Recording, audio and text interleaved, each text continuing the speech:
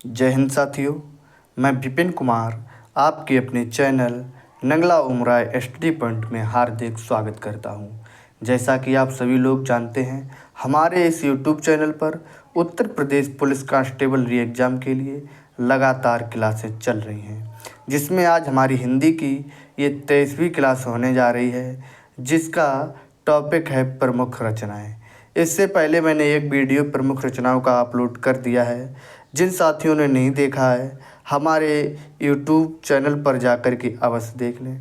इसी के साथ आज हम रचनाओं का सेकंड वीडियो लेकर के आए हैं, जिसमें मैंने उन सभी इम्पोर्टेंट रचनाओं को लिया है जिनकी भविष्य में होने वाली परीक्षा में आने की संभावना है। तो सभी साथी हमारे इस वीडियो के साथ अवश्य जुड़ें। तो आइए अब हम गौर करेंगे अपने इम्पोर्टेंट क्वेश्चन की तरफ। क्वेश्चन नंबर 1 है हमारा कि माखनलाल चतुर्वेदी को उनकी किस कृति के लिए साहित्य अकादमी पुरस्कार प्राप्त हुआ। माखनलाल चतुर्वेदी को उनकी किस कृति के लिए साहित्य अकादमी पुरस्कार प्राप्त हुआ। ऑप्शन ए है हिमक्रीटनी, ऑप्शन बी है हिमतरंगिनी, ऑप्शन सी है युगचरण, ऑप्शन डी है माता। तो इसका राइट आंसर हो जाएगा ऑप्शन नंबर बी, हिमतरंगिनी। हिमतरंगिनी रचना के लिए माखनलाल चतुर्वेदी को हिंदी साहित्य का प्रथम साहित्य अकादमी पुरस्कार प्राप्त हुआ। तो इस प्रकार प्रश्न नंबर 1 का राइट आंसर हो जाएगा ऑप्शन नंबर बी, हिमतरंगिनी। चलिए इसी के साथ अब हम अगले क्वेश्चन नंबर 2 की तरफ चलेंगे। क्वेश्चन नंबर 2 है हमारा, रामधारी सिंह दिनकर को उनकी किस कृति के लिए साहित्य अकादमी पुरस्कार प्राप्त हुआ। रामधारी सिंह दिनकर को उनकी किस कृति के लिए साहित्य अकादमी पुरस्कार प्राप्त हुआ। ऑप्शन ए है उर्वशी, ऑप्शन बी है संस्कृत के 4 अध्याय, ऑप्शन सी है रेणुका, ऑप्शन डी है कुरुक्षेत्र। तो ये जो 4 ऑप्शन दिए गए हैं, इन चारों ऑप्शंस में रामधारी सिंह दिनकर की ही रचनाएं दी गई हैं, लेकिन आप लोगों को इसमें से ये बताना है कि रामधारी सिंह दिनकर की ये जो 4 रचनाएं हैं, इनमें से किस रचना के लिए उन्हें साहित्य अकादमी पुरस्कार प्राप्त हुआ। तो इसका राइट आंसर हो जाएगा ऑप्शन नंबर बी, संस्कृत के 4 अध्याय रचना के लिए रामधारी सिंह दिनकर को साहित्य अकादमी पुरस्कार प्राप्त हुआ। तो इस प्रकार प्रश्न नंबर 2 का राइट आंसर हो जाएगा ऑप्शन नंबर बी। इसी के साथ रामधारी सिंह दिनकर की जो उर्वशी रचना है, इनके ज्ञानपीठ पुरस्कार प्राप्त हुआ। रामधारी सिंह दिनकर की उर्वशी रचना के लिए इन्हें ज्ञानपीठ पुरस्कार प्राप्त हुआ। चलिए इसी के साथ अब हम अगले क्वेश्चन नंबर 3 की तरफ चलेंगे। क्वेश्चन नंबर 3 है हमारा, सुमित्रा नंदन पंत को उनकी किस कृति के लिए साहित्य अकादमी पुरस्कार प्राप्त हुआ। सुमित्रा नंदन पंत को उनकी किस कृति के लिए साहित्य अकादमी पुरस्कार प्राप्त हुआ। ऑप्शन ए है कला और बूढ़ा चांद, ऑप्शन बी है चिदम्बरा, ऑप्शन सी है पल्लव, ऑप्शन डी है बाणी। तो सुमित्रा नंदन पंत को उनकी किस कृति के लिए साहित्य अकादमी पुरस्कार प्राप्त हुआ। तो इसका राइट आंसर हो जाएगा ऑप्शन नंबर ए, कला और बूढ़ा चांद। कला और बूढ़ा चांद रचना के लिए सुमित्रा नंदन पंत को साहित्य अकादमी पुरस्कार प्राप्त हुआ। साथ ही साथ इनकी जो रचना है चिदम्बरा, इस चिदम्बरा रचना के लिए सुमित्रा नंदन पंत को हिंदी साहित्य का प्रथम ज्ञानपीठ पुरस्कार भी प्राप्त हुआ। तो ज्ञानपीठ पुरस्कार किसके लिए प्राप्त हुआ, तो वह है इनकी रचना चिदम्बरा। तो अब इसी के साथ हम अगले क्वेश्चन नंबर 4 की तरफ बढ़ेंगे। क्वेश्चन नंबर 4 है हमारा, सुमित्रा नंदन पंत को उनकी किस कृति के लिए ज्ञानपीठ पुरस्कार प्राप्त हुआ। सुमित्रा नंदन पंत को उनकी किस कृति के लिए ज्ञानपीठ पुरस्कार प्राप्त हुआ। ऑप्शन ए कला और बूढ़ा चांद, option B Chidambara, option C Pallav, option D Bani. तो सुमित्रानंदन पंत को उनकी किस कृति के लिए ज्ञानपीठ पुरस्कार प्राप्त हुआ?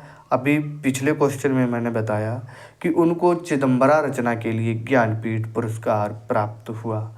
इस प्रकार प्रश्न नंबर 4 का राइट आंसर हो जाएगा option number B, Chidambara. Chidambara रचना के लिए सुमित्रानंदन पंत को ज्ञानपीठ पुरस्कार प्राप्त हुआ। इसी के साथ अब हम चलेंगे अगले क्वेश्चन नंबर 5 की तरफ। क्वेश्चन नंबर 5 है हमारा, महादेवी वर्मा को उनकी किस कृति के लिए ज्ञानपीठ पुरस्कार प्राप्त हुआ? महादेवी वर्मा जी को, जिनका जन्म उत्तर प्रदेश के फर्रुखाबाद जिले में हुआ था, उनको उनकी किस कृति के लिए ज्ञानपीठ पुरस्कार प्राप्त हुआ? Option A Gillu, option B Nihar, option C Deepshikha, option D Yama. तो महादेवी वर्मा जी को उनकी किस कृति के लिए ज्ञानपीठ पुरस्कार प्राप्त हुआ? तो इसका राइट आंसर हो जाएगा ऑप्शन नंबर डी, यामा। महादेवी वर्मा की यामा रचना के लिए उन्हें ज्ञानपीठ पुरस्कार प्राप्त हुआ। इसी के साथ अब हम अगले क्वेश्चन नंबर 6 की तरफ चलेंगे। क्वेश्चन नंबर 6 है हमारा, अज्ञेय जी को उनकी किस कृति के लिए ज्ञानपीठ पुरस्कार प्राप्त हुआ? अज्ञेय जी का पूरा नाम है सच्चिदानंद हीरानंद बादशायन अज्ञेय। तो अज्ञेय जी को उनकी किस कृति के लिए ज्ञानपीठ पुरस्कार प्राप्त हुआ? ऑप्शन ए है आंगन के पार द्वार, ऑप्शन बी है इंद्रधनुष रौंदे हुए थे, ऑप्शन सी है हरी घास पर क्षण भर, ऑप्शन डी है कितनी नावों में कितनी बार। तो इस प्रकार प्रश्न नंबर 6 का राइट आंसर हो जाएगा ऑप्शन नंबर डी, कितनी नावों में कितनी बार के लिए अज्ञेय जी को ज्ञानपीठ पुरस्कार प्राप्त हुआ। इसी के साथ इन्हें आंगन के पार द्वार के लिए हिंदी साहित्य अकादमी पुरस्कार प्राप्त हुआ। आंगन के पार द्वार के लिए इन्हें साहित्य अकादमी पुरस्कार प्राप्त हुआ और ज्ञानपीठ पुरस्कार कितनी नावों में कितनी बार रचना के लिए मिला। इसी के साथ अब अगले क्वेश्चन नंबर 7 की तरफ चलेंगे। क्वेश्चन नंबर 7 है हमारा, अज्ञेय जी को उनकी किस कृति के लिए साहित्य अकादमी पुरस्कार प्राप्त हुआ? अज्ञेय जी को उनकी किस कृति के लिए साहित्य अकादमी पुरस्कार प्राप्त हुआ?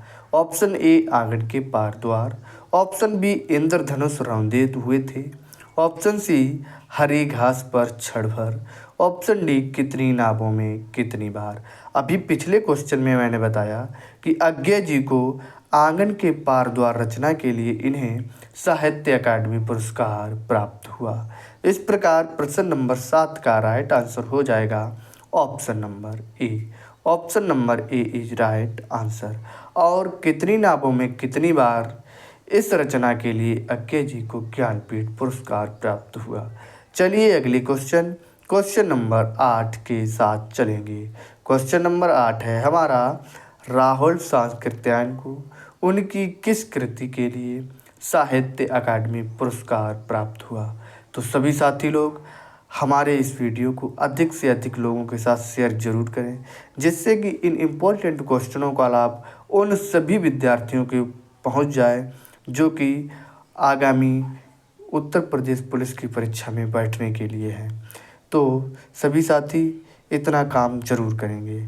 तो अब आइए इस क्वेश्चन नंबर 8 में देखेंगे कि राहुल सांकृत्यायन को उनकी किस कृति के लिए साहित्य अकादमी पुरस्कार प्राप्त हुआ।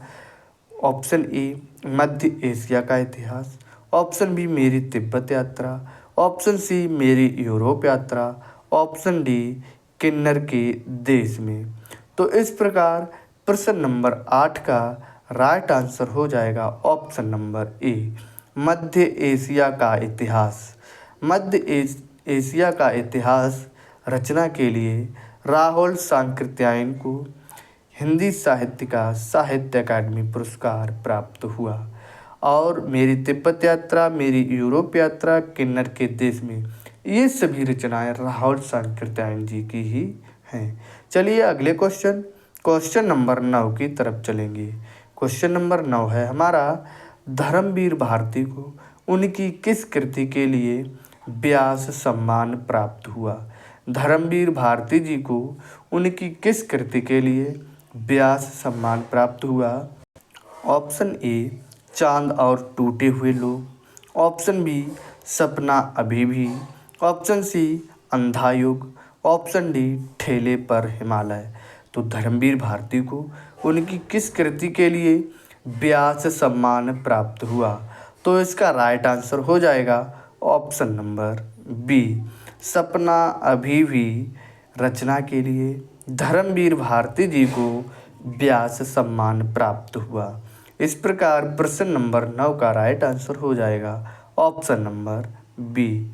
Option number B is right answer. चलिए इसी के साथ अगले क्वेश्चन नंबर 10 की तरफ चलेंगे। क्वेश्चन नंबर 10 है हमारा कि निम्न में से धर्मवीर भारती की कौन सी कृति नहीं है? निम्न में धर्मवीर भारती की कौन सी कृति नहीं है?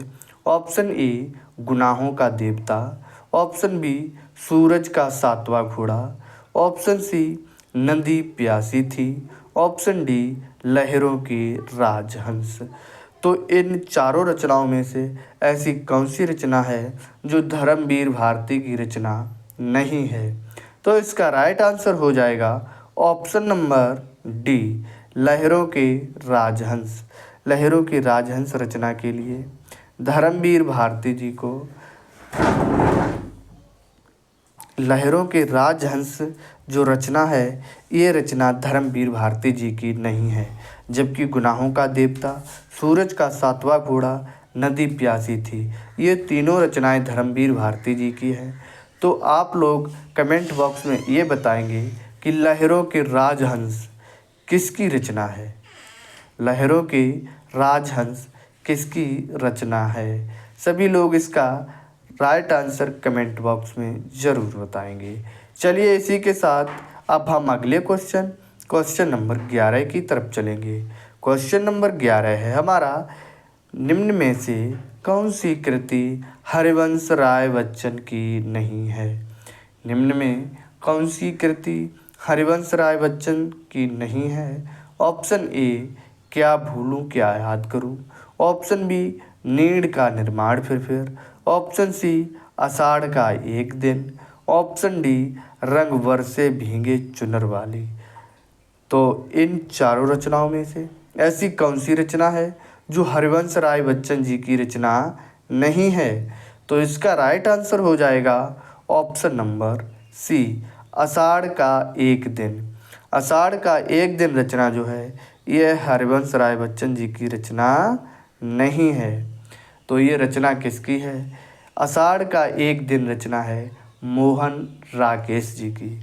चलिए अगले क्वेश्चन नंबर 12 की तरफ। क्वेश्चन नंबर 12 है हमारा, तुम चंदन हम पानी के रचयिता कौन है? Option A, Mirabai. Option B, Sant Raidas. Option C, Tulsidas. Option D, Surdas. तो तुम चंदन हम पानी के रचयिता कौन है? तो इसका राइट आंसर हो जाएगा ऑप्शन बी, संत रैदास जी। संत रैदास जी तुम चंदन हम पानी के रचयिता हैं। इन्होंने अपने गुरुजी के लिए भजन गाया था कि गुरुजी तुम चंदन हम पानी। तो ये रचना संत रैदास जी की है। चलिए इसी के साथ अगले क्वेश्चन नंबर 13 की तरफ चलेंगे। क्वेश्चन नंबर 13 है हमारा, निम्नलिखित में से कौन सी कृति मीराबाई जी की नहीं है? निम्नलिखित में से कौन सी कृति मीराबाई जी की नहीं है? ऑप्शन ए, नरसी जी का मायरा। ऑप्शन बी, राग गोविंद। ऑप्शन सी, राग सोरठा के पद। Option D, Madanashtak.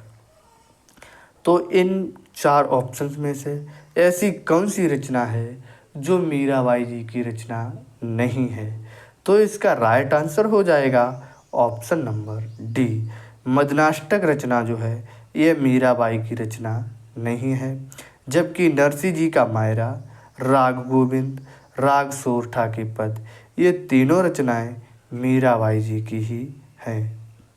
तो ये मदनाष्टक रचना जो है ये किसकी रचना है? तो ये रचना है रहीम दास जी की।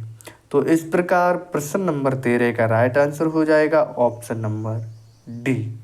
चलिए इसी के साथ अगले क्वेश्चन नंबर 14 की तरफ। क्वेश्चन नंबर 14 है हमारा, निम्नलिखित में से कौन सी कृति तुलसीदास जी की नहीं है? निम्नलिखित में से कौन सी कृति तुलसीदास जी की नहीं है? Option A Shri Ramcharitmanas, option B Sahitya Lahari, option C Ramlala Nahachhu, option D Barvai Ramayan. तो इन चार ऑप्शंस में से ऐसी कौन सी रचना है जो तुलसीदास जी की नहीं है? तो इसका राइट आंसर हो जाएगा ऑप्शन नंबर बी साहित्य लहरी। साहित्य लहरी रचना जो है ये तुलसीदास जी की रचना नहीं है। जबकि श्री रामचरितमानस, रामलला नहिछु, बरवै रामायण ये तीनों रचनाएं तुलसीदास जी की हैं। तो साहित्य लहरी रचना किसकी है? यह रचना सूरदास जी की है। सूरदास जी की प्रमुख रचनाएं हैं सूरसागर, सूरसारावली, साहित्य लहरी। तो इस प्रकार प्रश्न नंबर 14 का राइट आंसर है ऑप्शन बी साहित्य लहरी तुलसीदास जी की रचना नहीं है। चलिए अगले क्वेश्चन नंबर 15 की तरफ चलेंगे। क्वेश्चन नंबर 15 है हमारा, निम्नलिखित में से कौन सी कृति सर्वेश्वर दयाल सक्सेना जी की नहीं है? ऑप्शन ए है काठ की घंटियाँ, ऑप्शन बी है बांस का फूल, ऑप्शन सी है एक सूनी नाव, ऑप्शन डी है जमीन पक रही है।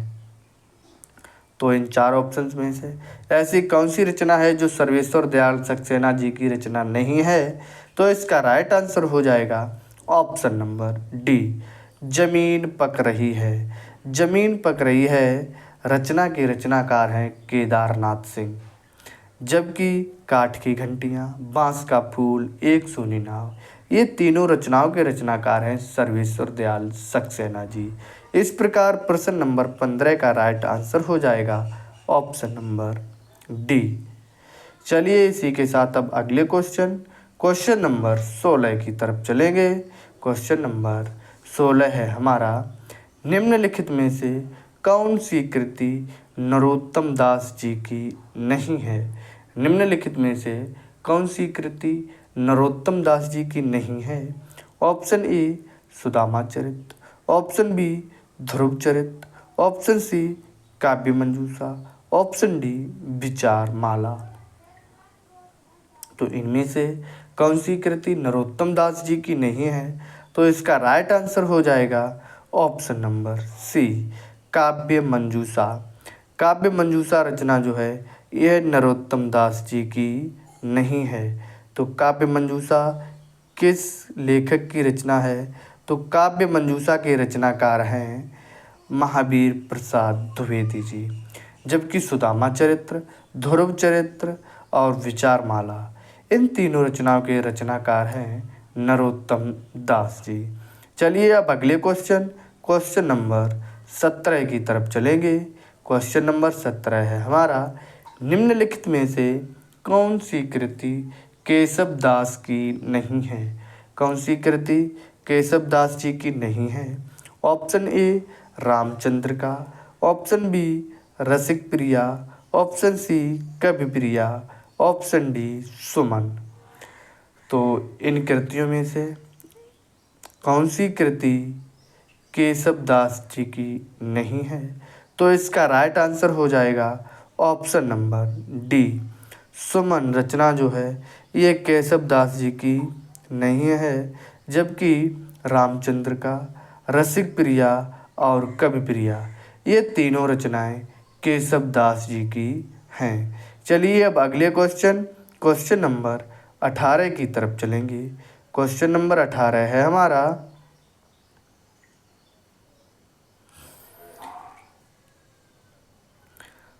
पद्मावत के लेखक कौन हैं? निम्नलिखित में से पद्मावत के लेखक कौन हैं? Option A Padmakar, option B Jayasi, option C Dwivedi, option D Rahim. तो निम्नलिखित में से पद्मावत के लेखक कौन हैं? पद्मावत रचना किसने लिखी है? तो इसका राइट आंसर हो जाएगा ऑप्शन नंबर बी जायसी। मलिक मोहम्मद जायसी जी ने पद्मावत रचना लिखी है। मलिक मोहम्मद जायसी की प्रमुख रचनाएं हैं पद्मावत, अखरावत, ये उनकी प्रमुख रचनाएं हैं। चलिए इसी के साथ अगले क्वेश्चन नंबर 19 की तरफ चलेंगे। क्वेश्चन नंबर 19 है हमारा, निम्नलिखित में से खून और शोले के लेखक कौन हैं? निम्नलिखित में से खून और शोले के लेखक कौन हैं? Option A Padmakar, option B Jayasi, option C Dwivedi, option D Nagarjun. तो इनमें से खून और शोले के रचनाकार कौन हैं? तो इसका राइट आंसर हो जाएगा ऑप्शन नंबर डी नागार्जुन जी जो हैं ये खून और शोले के रचनाकार हैं। इसी के साथ इनकी अन्य रचनाएं भी हैं, जैसे तालाब की मछलियाँ, सतरंगी पंखों वाली, तुमने कहा था, हजार हजार बाहों वाली, प्यासी पथराई आँखें, ये सभी रचनाएं नागार्जुन जी की हैं। चलिए इसी के साथ अगले क्वेश्चन नंबर 20 की तरफ चलेंगे। क्वेश्चन नंबर 20 है हमारा, निम्नलिखित में से आग की हंसी के लेखक कौन है? आग की हंसी के लेखक कौन हैं? ऑप्शन ए है रामदर्श मिश्र, ऑप्शन बी है मृदुला गर्ग, ऑप्शन सी है नासिरा शर्मा, ऑप्शन डी है श्रीकांत वर्मा। तो इस प्रकार प्रश्न नंबर 20 का राइट आंसर होगा ऑप्शन नंबर ए रामदर्श मिश्र। रामदर्श मिश्र जो है ये आग की हंसी के लेखक हैं। आग की हंसी के रचनाकार कौन हैं? तो वो है रामदर्श मिश्र। तो इस प्रकार आज के ये हमारे थे कुल 20 इम्पोर्टेंट क्वेश्चन। तो सभी साथियों को हमारे द्वारा तैयार किया गया ये बेहतरीन कंटेंट कैसा लगा? अगर सभी साथियों को हमारे द्वारा तैयार किया गया कंटेंट पसंद आया हो तो सभी साथी हमारे इस वीडियो को अधिक से अधिक लोगों के साथ शेयर करें, तथा जो भी साथीगण हमारे इस वीडियो को देख रहे हैं वो सभी लोग हमारे इस चैनल को सब्सक्राइब अवश्य कर लें, जिससे कि इम्पोर्टेंट क्लासें, इम्पोर्टेंट क्वेश्चन हम इस चैनल के माध्यम से आप लोगों के लिए हमेशा लाते रहेंगे। तो सभी साथियों को धन्यवाद। राम राम, नमस्कार।